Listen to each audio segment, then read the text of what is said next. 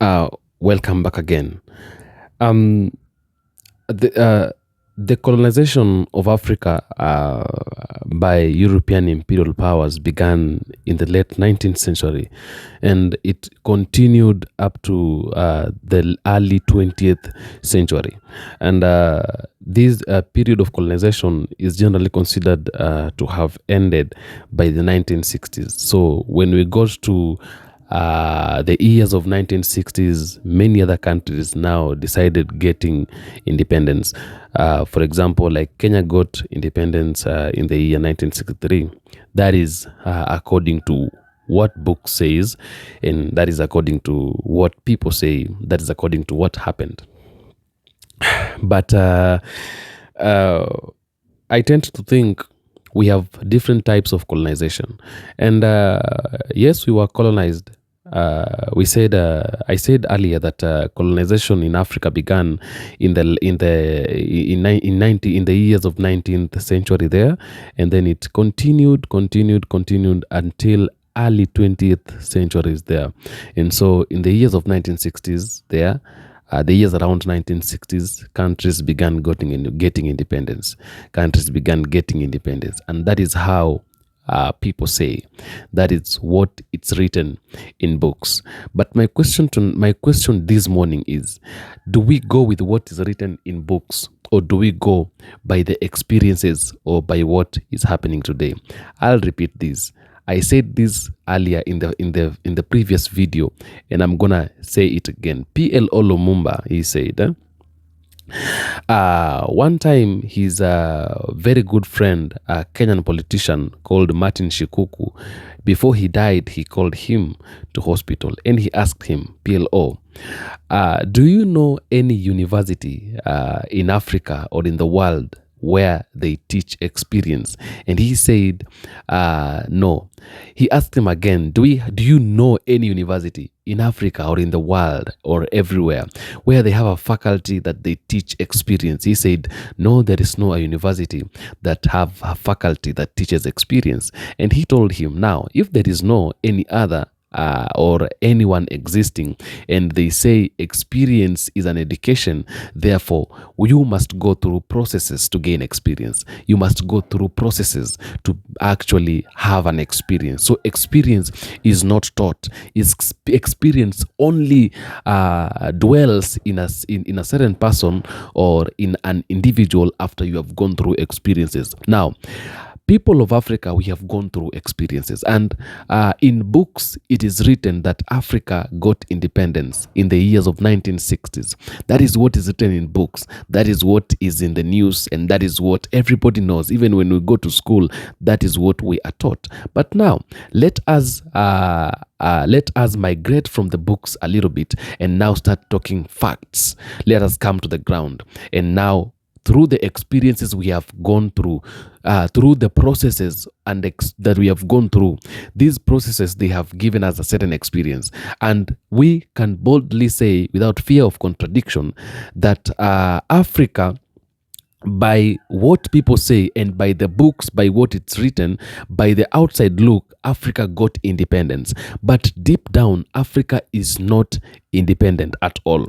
When a European man came to Africa, they came to Africa with an intentions of spreading the gospel.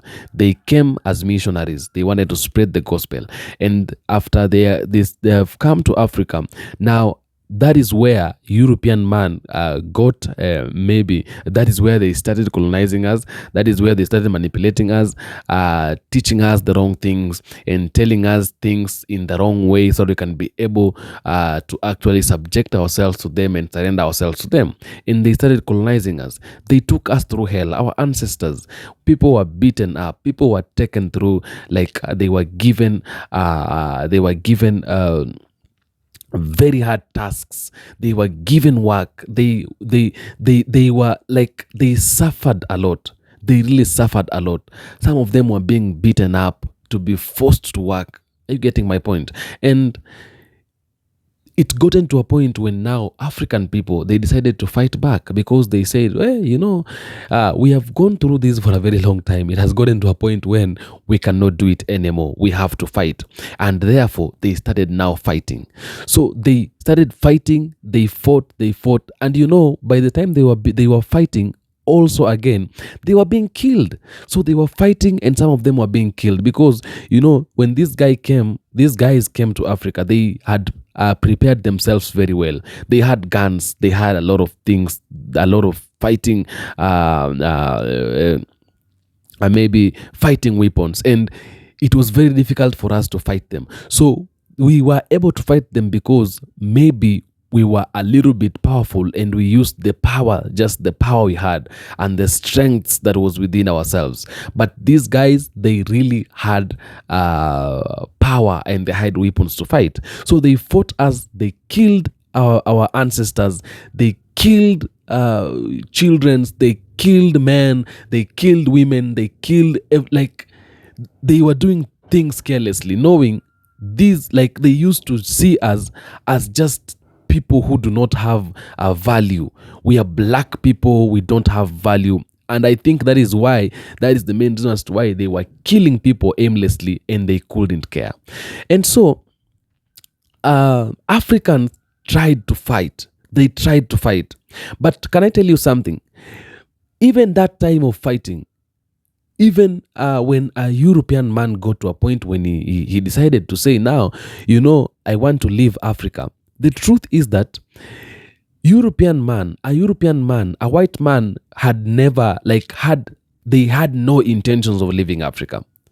The only thing that made them leave Africa, maybe it's because they felt like Africans are fighting so much, or they are frustrated, and where they have gotten right now, maybe they have gotten to a point of no return.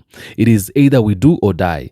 It's either a do or die mission. Whether we die, because at the end of the day, we are still dying. At the end of the day, we are still suffering. So it's better to die. It's better dying to die than to suffer. Okay, and so they said, let us die trying. So when a European man realized that, he now came with a tactic. They decided to develop or to create a strategy, and they said, now we want to leave you with your country. We want to give you freedom. We want you to now rule yourself. We want you to be independent. We want you now to govern yourself. Okay, and so the struggle for independence was a very tough struggle. The struggle for independence was one of the most difficult things that Africans ever had.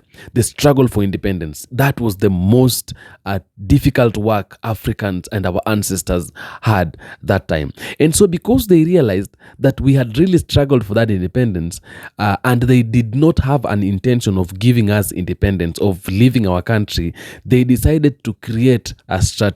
What was that strategy? A strategy was, we are leaving their country, we are going back to our countries, but we are still ruling this country, this Africa, but in our country. So they went, yes, they just left Africa, but they are still ruling Africa. So they are ruling Africa when they are out of Africa. They are ruling Africa from outside. They are colonizing Africa from outside. Because I can tell you without the fear of contradiction that Africa is still under colony. Every country except Burkina Faso, or I don't know if there is any other country that has actually uprooted itself from colonization, because Africa is still under colonization. Africa is not free. People think Africa is free, but Africa is not free. We shall repeat this time and again until we get to a point where we see a change. Africa is never free. Africa is not anywhere near being free, near freedom. Like, it's nowhere near freedom. It's still far. Okay? And colonization has been continuing all this time. We've had colonization without knowing. This is the moment that now we have started realizing we are still under colonization. Because when a European man left Africa, he left Africa, but he remained in Africa. It is only that we didn't know that he was still in Africa, but he was still in Africa, but from his country. So he was watching, and even today, he is still watching over Africa from where? From outside. So leaders who were learned a little bit that time, they were taken and they were told, now we are giving you favors and we are giving you benefits. But we want you to go and talk to your people. Like, for example, let's take an example of Jomo Kenyatta here in Kenya. He was the first president of Kenya. And Jomo Kenyatta was a kind of a person who had at least gone to school and he knew a little bit of English. He had learned a little bit, so he understood. So they took him and told him, now we want to give you power. And when we're giving you power, we will be telling you what to do. So Jomo Kenyatta comes to us and tells us as Kenyans, those ancestors, they were there by then, telling them, now these people are going and these are going to do this and this and this and this and this. And because you are you're not learned, because you don't have knowledge, you listen to him because you see this is a fellow African who is talking, and therefore if he's a fellow African, it means he is ready, or rather whatever he's telling me is right. So I tend to follow that person. And a white man really had a strategy, and they were really clever. And so they took those people. I tend to think every first president of every country, the first presidents of these countries, those first presidents, I tend to think they were the presidents who were being used actually to continue implementing the rules and the guidelines of a white man in Africa. And so a white man has been ruling Africa since the time that they said we had, like the time that they said we got independence. Like, for example, Kenya has been ruled by a white man since the year 1963.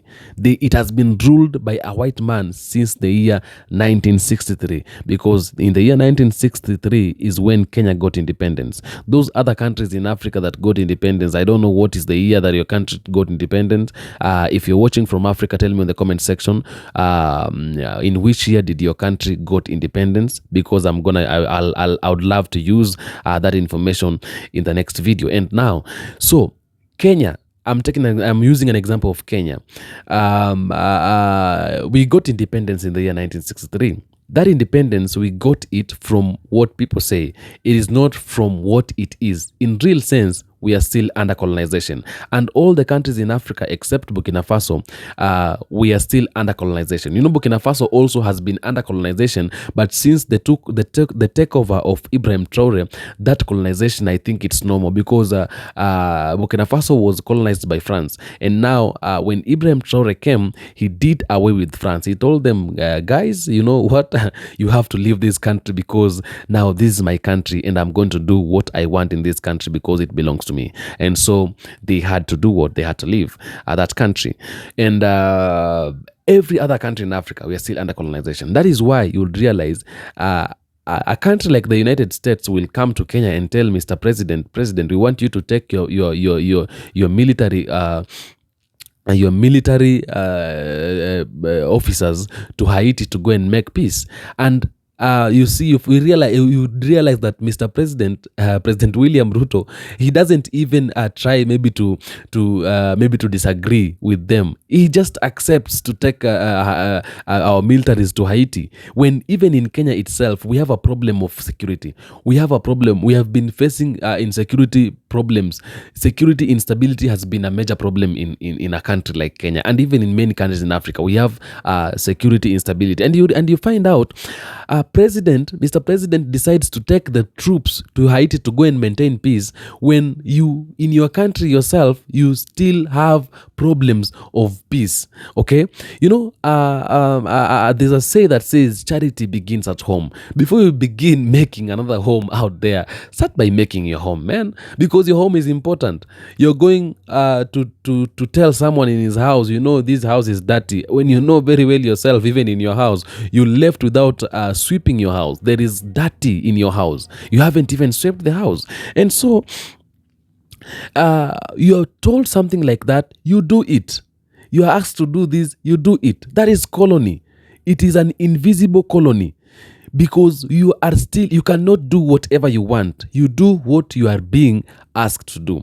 Here in Kenya, we have a United States military base, US military base here in Kenya. And again, they want to add another US military base in Kenya. My question is, what is US military base doing in Kenya?